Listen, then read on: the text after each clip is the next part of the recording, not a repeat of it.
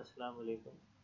Welcome to the class of machine design in CAD 1, and our today's topic is basically shaft couplings.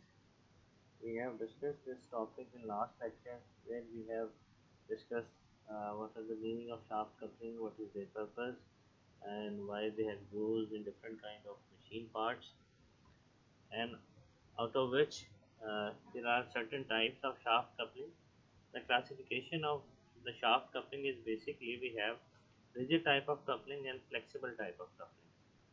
So we were basically discussing the rigid type of the coupling in last lecture, and in last lecture we have designed basically the sleeve and the muff coupling, and then we have designed the clamp or split muff or the compression coupling.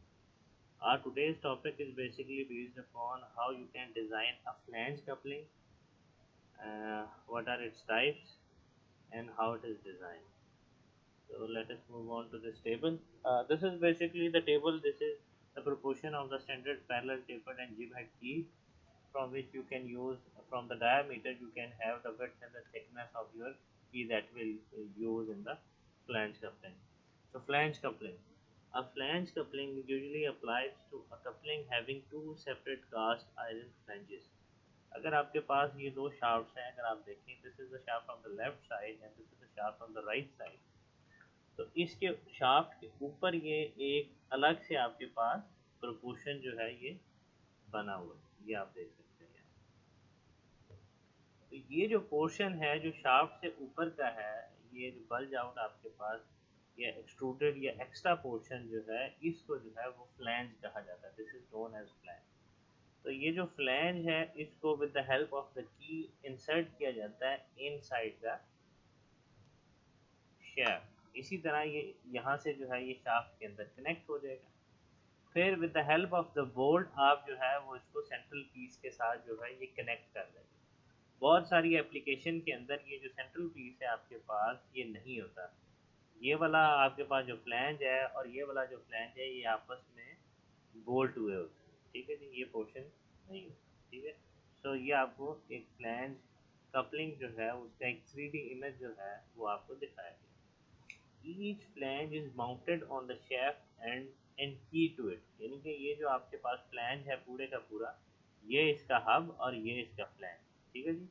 ये with the help of the की ये insert हुआ होता है आपकी shaft के ऊपर। One of the flange has a projected portion and the other flange has a corresponding recess or the break point. ये जो है ये इसके अंदर ये वो पोर्शन है, एक्सटेंडेड पोर्शन है, ठीक है। और उसके अंदर जो है वो फिर रिसेस किया है, आपके पास सुराख होते हैं जिसके अंदर आपने बोल्ट्स जो है वो फिट करने होते हैं। This helps to bring the two shafts in line and to maintain the alignment. Two flanges are coupled together by means of bolts and nuts. A flange coupling is adopted in the heavy load since it is used for the large shafting. ये बड़ी shaft के ऊपर जो है ये flange coupling use की जाती है जहाँ पे आपके पास हाई लोड रिक्वायरमेंट होती है। One of the advantage of the flange coupling is क्योंकि इसका ये जो फ्लैंज का पोर्शन होता है दोनों साइड का ये अलाइक होता है, यानी कि अगर यहाँ पे सुराख है तो सेम उसी कॉर्नर पे यहाँ पे सुराख होगा। तो शाफ्ट को अलाइन करना बहुत इजी होता है इन फ्लैंज कपलिंग। आप जो है बड़ी इजीली मिस अलाइनमेंट जो है वो दो शाफ्ट के ख़त्म कर सकते हैं by using your flange coupling. ये इसकी एक डिज़ाइन स्कीमेटिक दिखाई गई है एक फ्लैंज कपलिंग की। ये आपके पास लेफ्ट साइड से शाफ्ट आ रही है, ये राइट साइड से शाफ्ट आ रही है। तो this will be the dia of the shaft small d. सही हो गया जी। इसके बाद आपके पास ये जो हब था, ये वाला हब, इसका डाया है, ठीक है जी। सॉरी, डी जो है that is two times of the dia of the shaft. This is basically dia of the hub. ये फिर आपके पास D1 है that is three times dia of the shaft. This is basically the pitch circle dia, ठीक है जी। उसके बाद आपका फ्लैंज का आउटसाइड डाया आएगा that is four times to the dia of the shaft and which is represented by D2, ठीक है जी। ये सारे डाए जो है ये हमने निकाल लिए। इसके बाद ये आपके पास जो फ्लैंज की थिकनेस है, इसको ये वाली जो थिकनेस है ये आपके पास that is known as TF, ठीक है जी। D1 जो है ये आपके पास डाया ऑफ द बोल्ट है and L is basically 1.5 times of the dia. ये आपके पास ये जो फ्लैंज है इसकी ओवरऑल लेंथ है। ये ओवरऑल लेंथ जो है यहाँ से लेके यहाँ तक आपके पास होगा। ठीक, तो these are the design consideration. और ये आपके पास यहाँ पे जो है इसके अंदर की जो है ये इंसर्ट हुई है, ये आपको दिखाया हुआ है। की के आपके पास वही यूजुअल प्रोपोर्शन है कि आप स्क्वायर या पैरेलल की जो है वो यूज़ कर रहे हैं। उसकी जो डिज़ाइन स्कीमेटिक है वो हम ऑलरेडी जो है वो डिस्कस कर चुके हैं। So there are basically three types of flange coupling. Flange coupling की फर्दर आगे आपके पास बहुत सारी टाइप्स होती हैं, तो one by one we will discuss each type. First type is known as unprotected type flange coupling. Unprotected का मतलब ये है कि ये इसका हब या बॉस है, जिसके अंदर आपने शार्ट फिट करनी है। देखें ये कीवे की रिसेस बनी हुई है, ये इसका लेफ्ट पोर्शन है, बिल्कुल ऐसा ही इसका राइट पोर्शन है। यहाँ से भी आपके पास एक शाफ्ट इसके अंदर इंसर्ट हो जाएगी। ये आपके पास बॉस हो गया, और ये ऊपर का फ्लैंज का पोर्शन है, यहाँ से नट बोल्ट जो है इसके अंदर लगे हुए। अगर आप इसको गौर से देखें इस फ्लैंज कपलिंग को, तो इसके जो बोल्ट्स के हेड हैं ये बाहर निकले हैं, यानी कि ये प्रोटेक्टेड नहीं है इनसाइड द फ्लैंज। हम फ्लैंज के अंदर रिसेस देके इनको बिल्कुल इसके अंदर रख सकते थे, लेकिन इस वाली के अंदर ये जो इसके हेड्स हैं आपके पास नट बोल्ट्स के दोनों साइड से बाहर निकले। So that is why this type of flange coupling is known as unprotected type flange coupling. ठीक हो गया? In an unprotected type flange coupling as shown in the figure, each shaft is keyed to the boss of the flange with a countersunk key. ठीक है जी? इसके अंदर जब भी use होगी वो countersunk की यूज होगी। And the flanges are coupled together by mean of bolts. तो बोल्ट से आपने इनको कपल किया होता है। तो countersunk की डिफरेंट टाइप्स है आपके पास, फ्लैंज सॉरी पैरेलल है, स्क्वायर है, जिब हेड है। तो आपको क्वेश्चन के अंदर मेंशन करेगा तो आपने डिजाइन करना है, वरना with the help of the stresses की वैल्यू से जो है वो आप फाइंड आउट कर सकते हैं कि ये कौन सी है। फॉर एग्जांपल अगर आपको नहीं बताया गया कि टेपर इसके अंदर नहीं है, इट मीन्स कि ये आपके पास फिर पैरेलल होगी। फिर अगर आपके पास शेयर और क्रशिंग स्ट्रेसेस की वैल्यू जो है that is double of each, यानी कि अगर आपके पास शेयर 40 है और क्रशिंग 80 है, इसका मतलब ये है कि ये आपके पास स्क्वायर। ठीक है, तो आप यहाँ से अंदाज़ा लगा सकते हैं कि ये कौन सी चीज़ है। जनरली 3, 4 और 6 बोर्ड्स आर यूज। इसकी डिज़ाइन कंस्ट्रक्शन ऐसी है, इसकी हब के अंदर या तो जैसे आप अपना जो हेड होता है आपका या स्पिंडल होता है आपकी लेथ मशीन का, उसमें देखें तो उसके बेसिकली क्लॉ को देखें तो वो उसके अंदर 3 होते हैं। तो इसका भी ऐसा ही है कि आप इसको जोड़ने के लिए या इन दोनों को कपल करने के लिए इधर you will use 3 bolts, 4 bolts और 6 बोल्ट्स। ये इसके लिए फिक्स है। ये कहाँ से पता चलेगा कि आपने 3 वाला लेना है, 4 वाला लेना है या 6 वाला लेना है? वो आपका डाया ऑफ द शाफ्ट जो है वो स्पेसिफाई करेगा।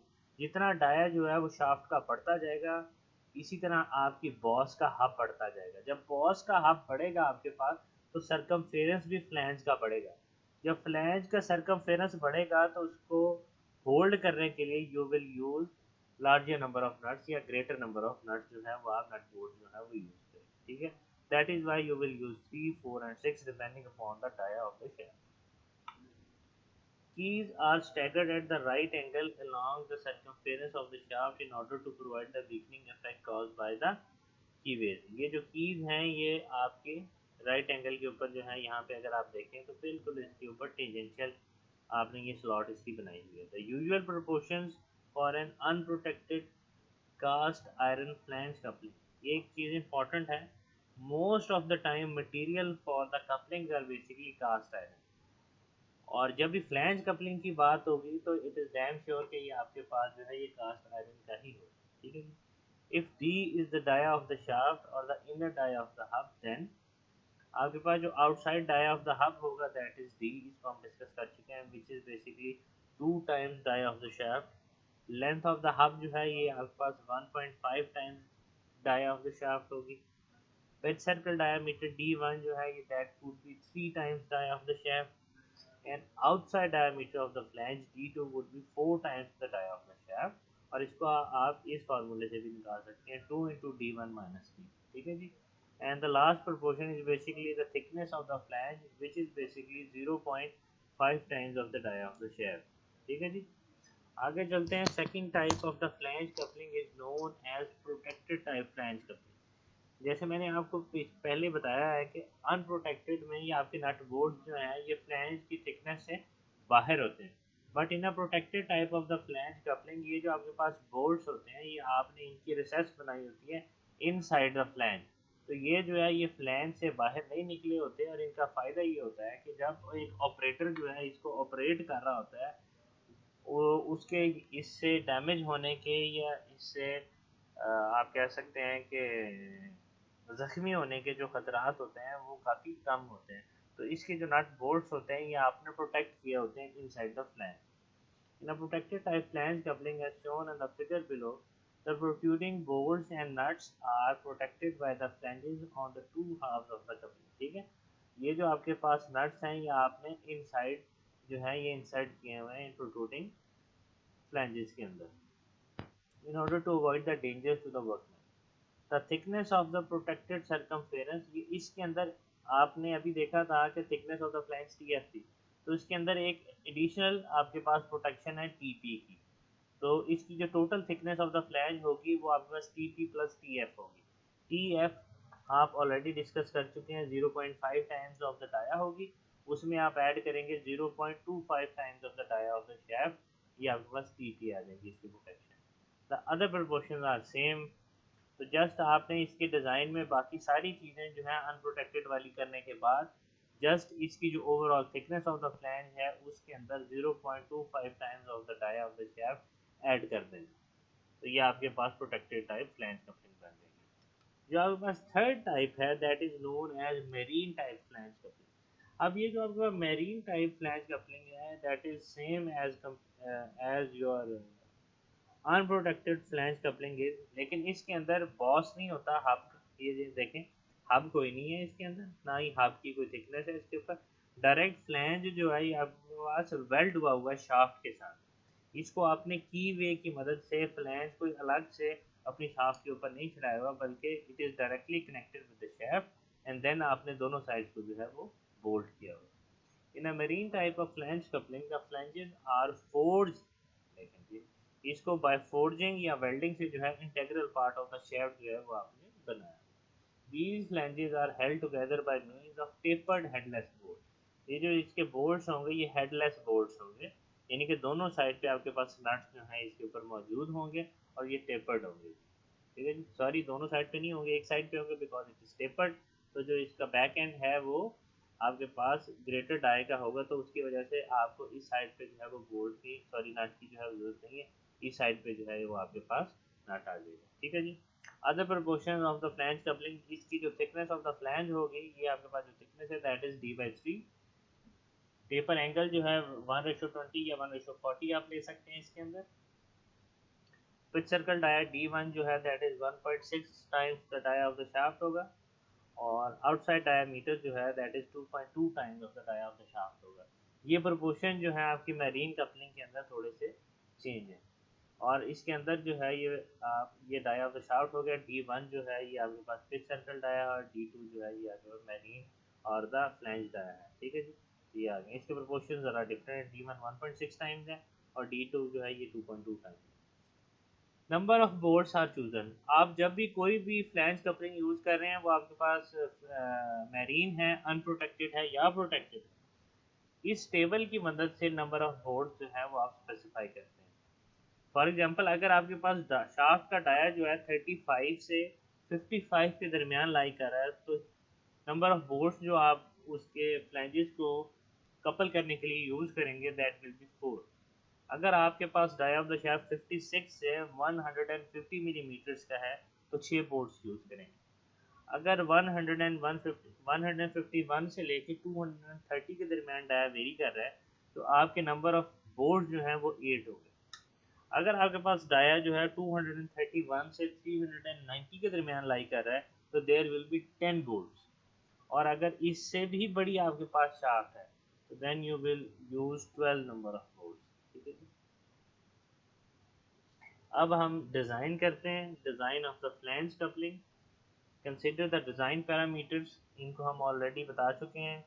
D is the outer dia of the hub that is 2 times dia of the shaft. D1 जो है नॉमिनल और the outside diameter of the board, ये आपके पास है। Capital D1 is the dia of the board circle या pitch circle dia हम इसको कहते हैं, तो इसको पिच सर्कल डाया ही रहने दें। D1 जो है दैट इज़ 3D। और D2 जो है वो यहाँ पे नहीं लिखा हुआ, that is 4 times dia, that is dia of the flange. फिर आपके पास N is basically number of the bolts, TF जो है ये आपके पास थिकनेस ऑफ द फ्लैंज है। अब स्ट्रेसेस आएंगे इसके अंदर कौन कौन से, tau S, tau B and tau K. These are the allowable shear stresses for the shaft, for the bolt and for the key. तो शाफ्ट, बोल्ट और की के मटेरियल के लिए जो शेयरिंग स्ट्रेसेस होंगे उनकी वैल्यूज इन यहाँ से आएगी। फिर आपके पास tau C जो है that is allowable shear stress for the flange material. यहाँ पे F इसलिए नहीं लिखा क्योंकि ये कास्ट आयरन का बना होता है, इसलिए फ्लैंज के साथ आपने C लिख दिया, allowable shear stress for the flange material that is cast iron. इसके बाद sigma CB and sigma CK are basically the allowable crushing stresses for the bolts and the key material respectively. आपके bolt का जो crushing stresses होगा, crushing stress for the bolt उसको CB लिखेंगे and crushing stress for the की material उसको CK लिखेंगे। ठीक है जी। नाउ डिजाइन को शुरू करते हैं। सबसे पहले हब को डिजाइन करते हैं, डिजाइन फॉर द हब। अब हब क्या थी आपके पास, वापस चलते हैं।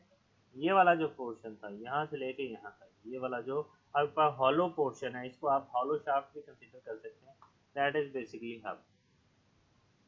Hub is designed by considering it as a hollow shaft. तो शाफ्ट का टॉर्क ट्रांसमिशन का फार्मूला क्या होता है, 5/16 टॉ इनटू डी क्यूब। तो अगर आपके पास एक हॉलो शाफ्ट है तो उसके दोनों डाई को माइनस करके बड़े वाले डाई के साथ जो है वो आप डिवाइड कर देंगे। ये आपके पास बन जाएगा टॉ 5/16 5/16 D4 minus D over D.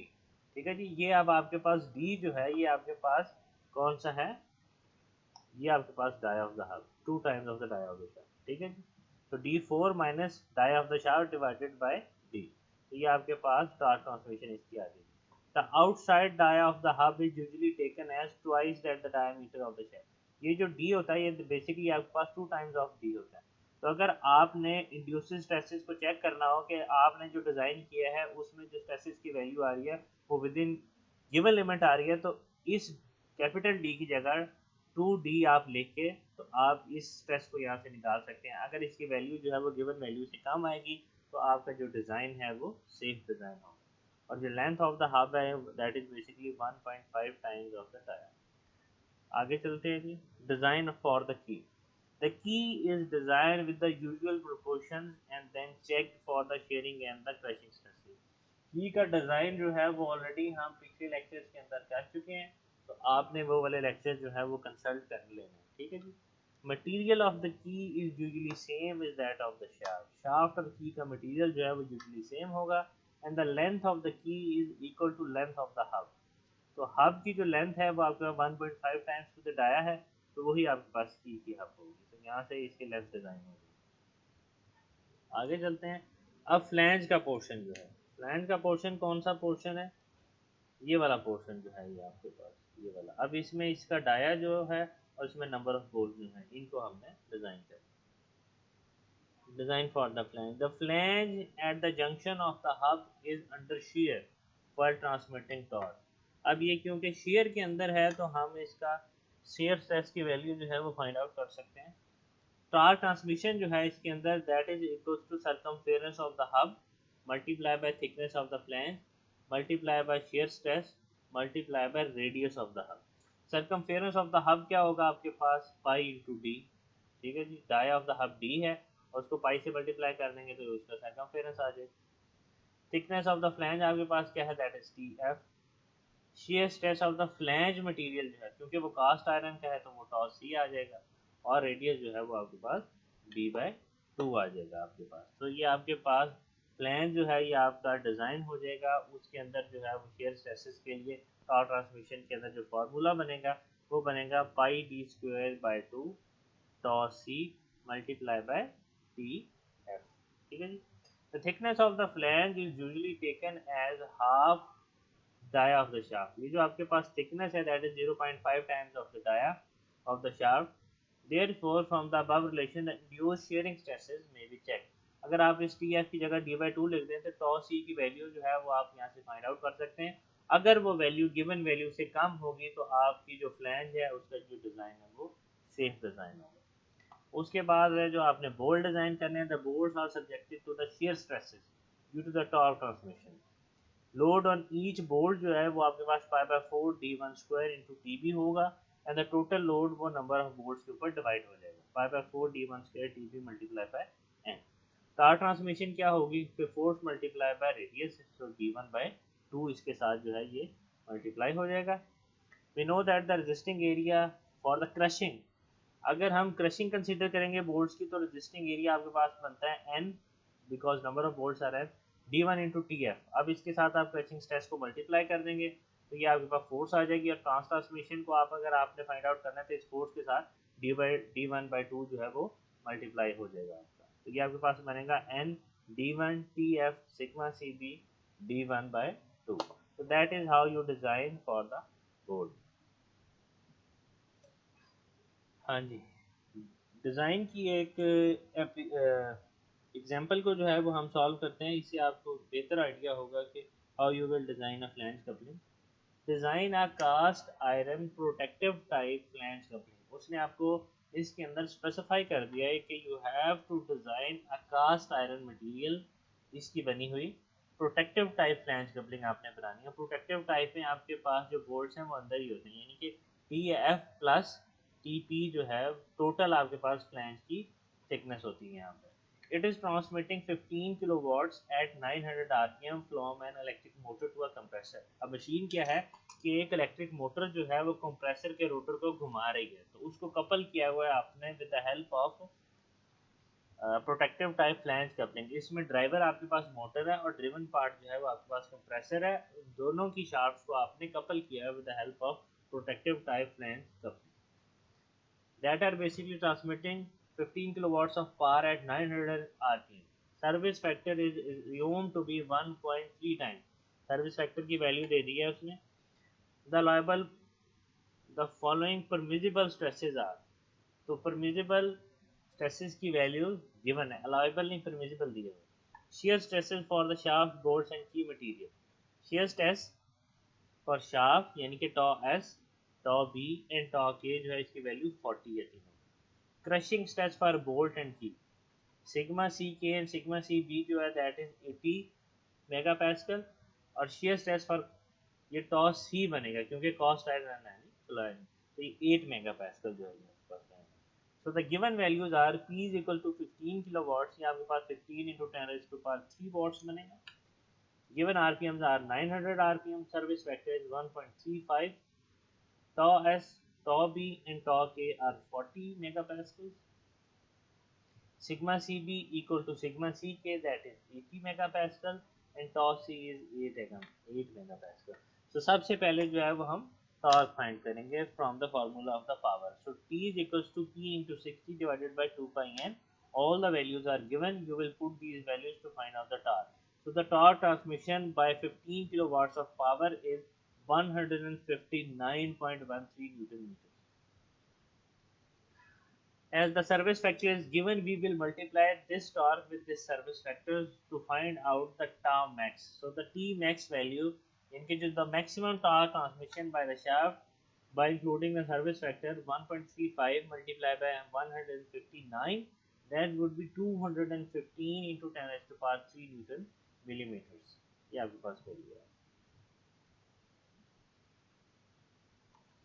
We know that the torque transmitted by the torque by the shaft T।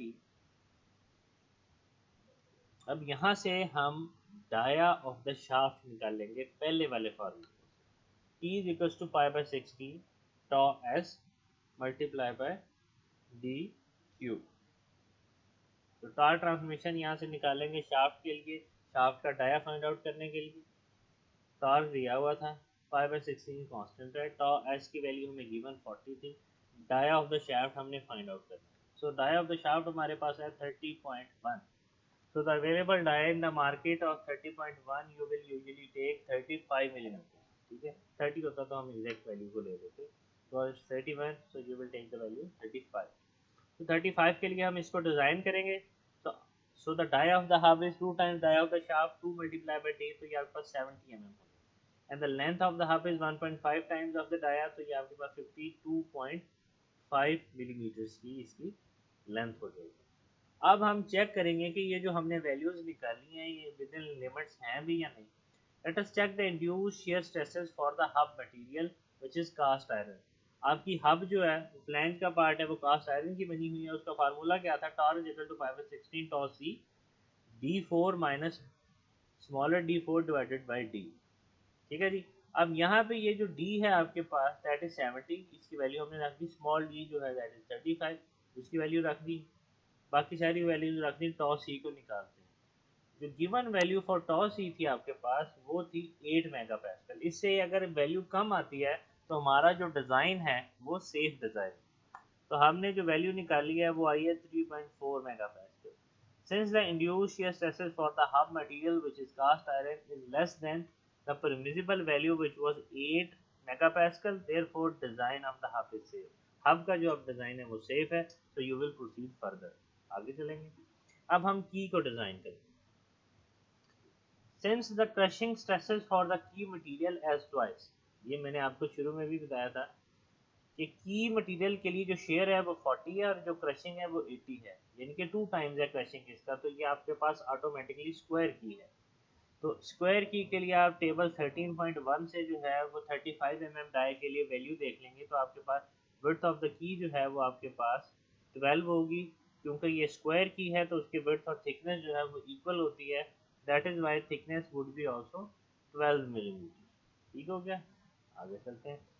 Length of the key same है लेंथ ऑफ द हब, वो आप निकाल चुके हैं 52.5। तो आप लेंथ ऑफ द की भी एज इट इज। आगे चलते हैं। अब इस वैल्यूज को चेक करते हैं कि ये जो वैल्यूज हमने निकाली हैं these values are within the limits और नॉट।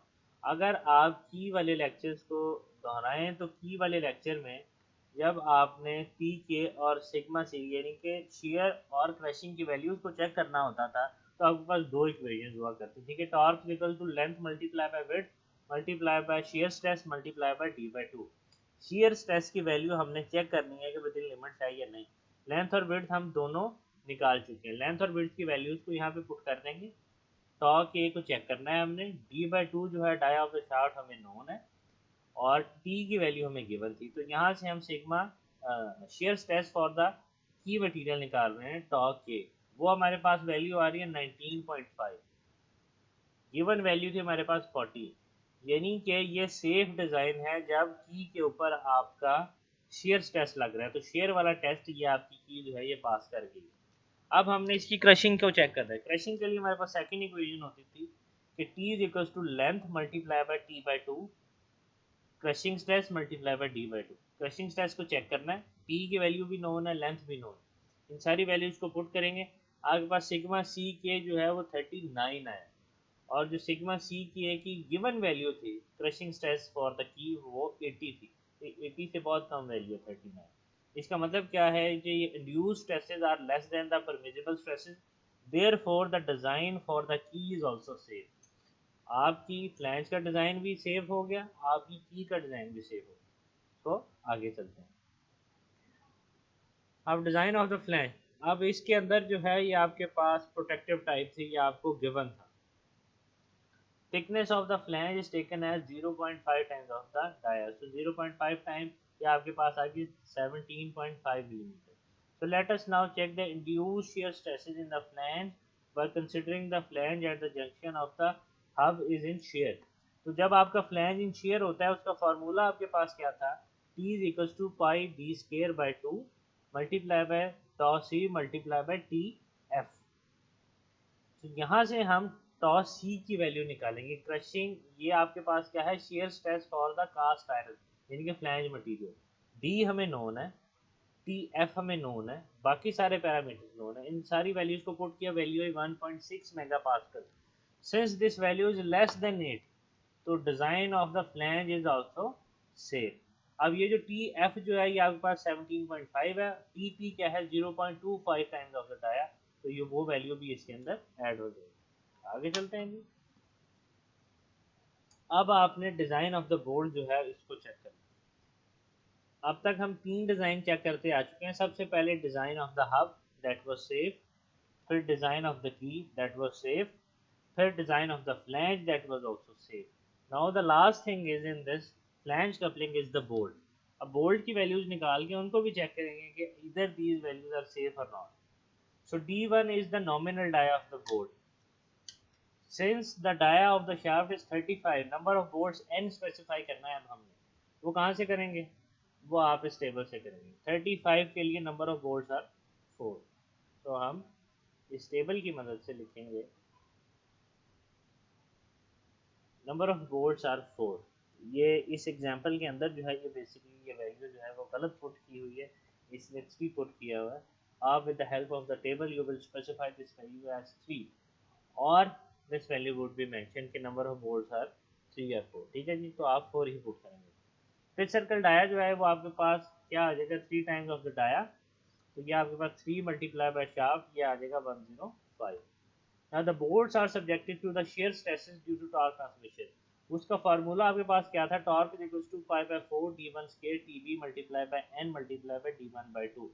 यहाँ पे d1 भी नोन है, स्मॉल d1 भी आपको पता है, सॉरी स्मॉल d1 जो है nominal dia of the bolt है. सबसे पहले हमने इसको निकालना है, उसके बाद चेक करें. तो d1 जो है इसको हमने निकालना है. आपके पास t नोन है, 5/4 नोन है, n जो है वो नोन है, d1/2 नोन है. इन सारी वैल्यूज को हमने पुट किया. डाया ऑफ द बोल्ट आया आपके पास 6.6 मिलीमीटर. ये आपके पास डाया ऑफ द बोल्ट आ गया. अब 6.6 मिलीमीटर के लिए मार्केट के अंदर ये कोड सीरीज में होगा या फाइन सीरीज में होगा.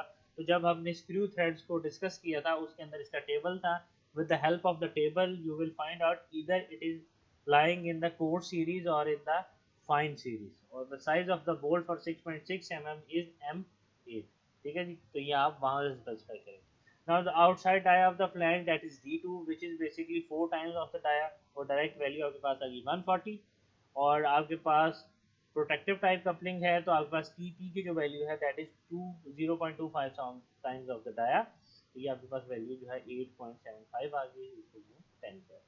So that is how you will solve this example. तो जब भी आपके पास फ्लैंज कपलिंग का कोई क्वेश्चन आएगा सबसे पहले जो है you will design the hub and check either that hub is safe or not. उसके बाद then you will design the key and then you will check if this key is safe or not. उसके बाद you will design for the flange and then you will check that either it is safe for the uh, flange or not. ये उसके लिए भी safe थी. Then you will design for the bolt. क्योंकि question ये बहुत लंबा है तो उसने बोल्ट का जो है वो उसको नहीं चेक किया हुआ कि ये सेफ है या नहीं है. तो अगर ये सारी वैल्यूज जो है within the dia within safe limits है तो डेफिनेटली आपका जो बोल्ट है वो भी होगा. लेकिन कई बार नहीं भी होता तो क्वेश्चन के अंदर स्पेसिफाई कर दिया जाएगा कि आपने बोल्ट को अगर चेक करना होगा तो वो क्वेश्चन के अंदर मैंशन होगा कि you have to design for the bolt and check either it safe और नॉट. अगर नहीं लिखा हुआ तो आपने बाकी के 3 जो है उनको चेक करना है, बोल्ट को आप मत चेक कीजिए. ठीक है. So next are basically the flexible coupling. We have already discussed that the flexible coupling is used to join the abutting ends of the shaft which are not in exact alignment. जब आपके पास misalignment होती है between two shafts, for example ये देखें ये दोनों shaft जो हैं ये कोप्लेनर नहीं है तो इनके अंदर misalignment है, इनके अंदर भी misalignment है. तो ये balloon जो है that is also used for the misalignment. So in that case you need a flexible type of coupling. In case of direct coupled driver from a prime motor to an electric generator, we should have 4 bearings at a comparatively close distances. अगर आपने उस misalignment को जो है वो minimise करना है तो नंबर ऑफ बेरिंग्स जो हैं वो आपके पास बढ़ जाएंगे, उससे आपकी कॉस्ट जो है वो इंक्रीज हो जाती है. In such a case and in many others, in a direct electric drive from an electric motor to a machine tool, a flexible coupling is used so as to permit the axial misalignment of the shaft without undue exertion of the power that is transmitting by the prime mover. ठीक है जी.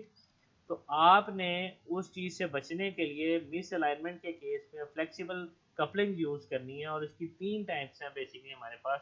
Bush pin flexible coupling, Oldham flexible coupling and universal flexible coupling. ठीक है जी.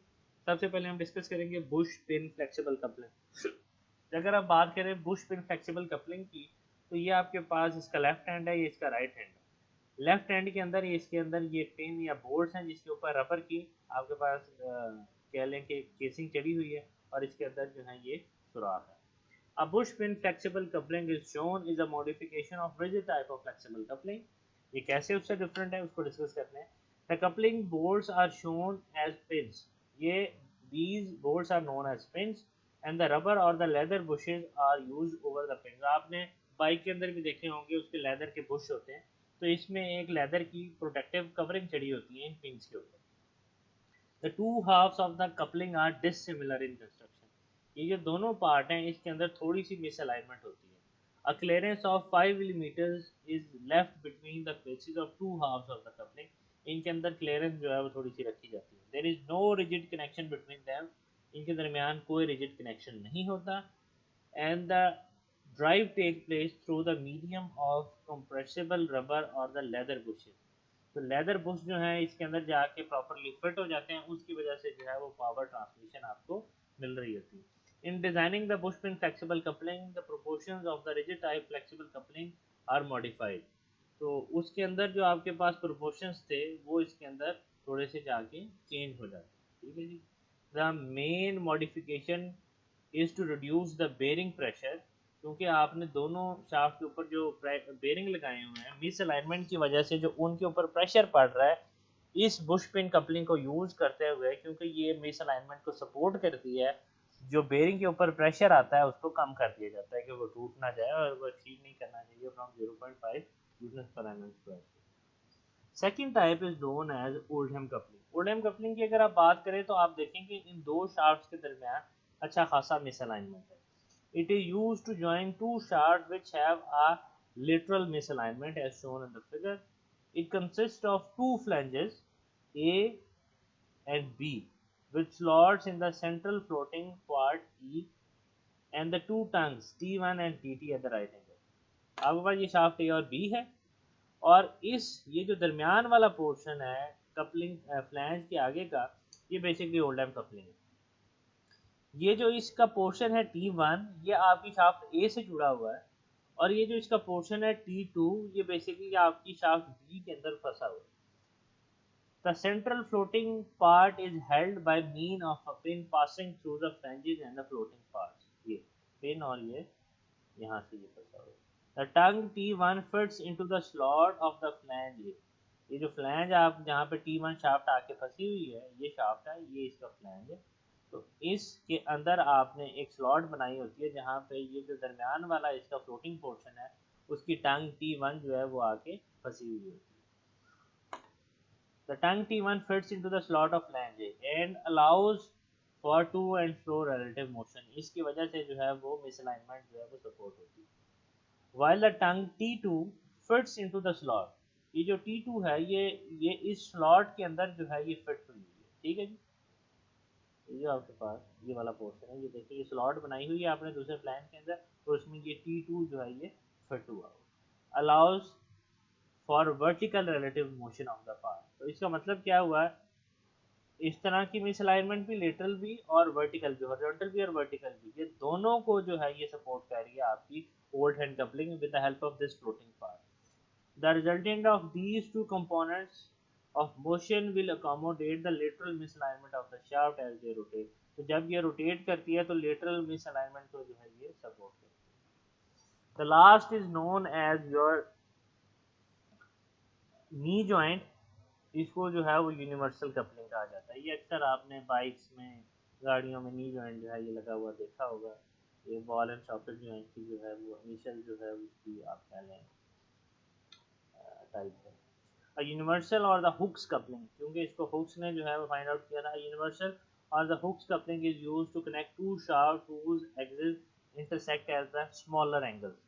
या वो 90 degree नहीं है, उससे छोटा जो है ये एंगल है, तो दैट इज वाई जो है ये आपके पास ये वाली शाफ्ट जो है वो आप यूज कर रहे हैं. ठीक है जी.